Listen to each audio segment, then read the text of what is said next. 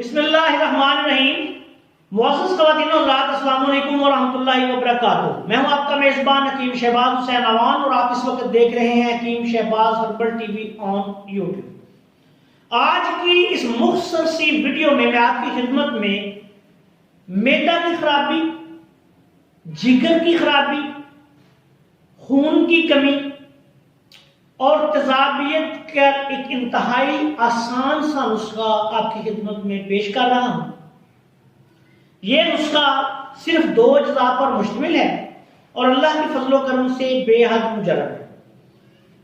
आपसे गुजारिश है कि अगर आपने अभी तक हमारे चैनल को सब्सक्राइब नहीं किया तो चैनल को सब्सक्राइब कर लें और हमारी इन वीडियोस को अपने दूसरे दोस्तों के साथ शेयर भी किया करें ताकि वो भी इनसे फायदा उठा सकें। अब आते हैं नुस्खा की तरफ। यह नुस्खा सिर्फ 2 अज्जा पर मुश्तमिल है। आपने रेवंद खताई लेनी है 100 ग्राम, मीठा सोडा आपने लेना है 100 ग्राम। दोनों को मिला लें, रेवंद खताई का सबूत बना के मीठा सोडा उसमें शामिल करके दोनों को अच्छी तरह ग्राइंड कर लें। ये एक सुनहरी से रंग का पाउडर बन जाएगा। इसको छान के किसी डब्बे में महफूज रखें। इसकी खुराक 500 मिलीग्राम से लेके 1 ग्राम तक दिन में 3 बार खाना खाने के बाद पानी के साथ। 500 मिलीग्राम से शुरू करें।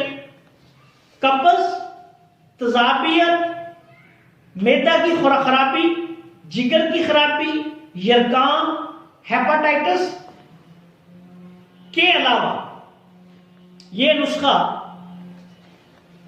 जिगर की बेशतर अमराज के लिए, पेट में पानी पड़ रहा हो या जिगर की जो हैयत है वो तब्दील हो रही हो, उसके लिए भी बेहद मौसर है। 500 मिलीग्राम से लेके 1000 मिलीग्राम तक दिन में 3 दफा।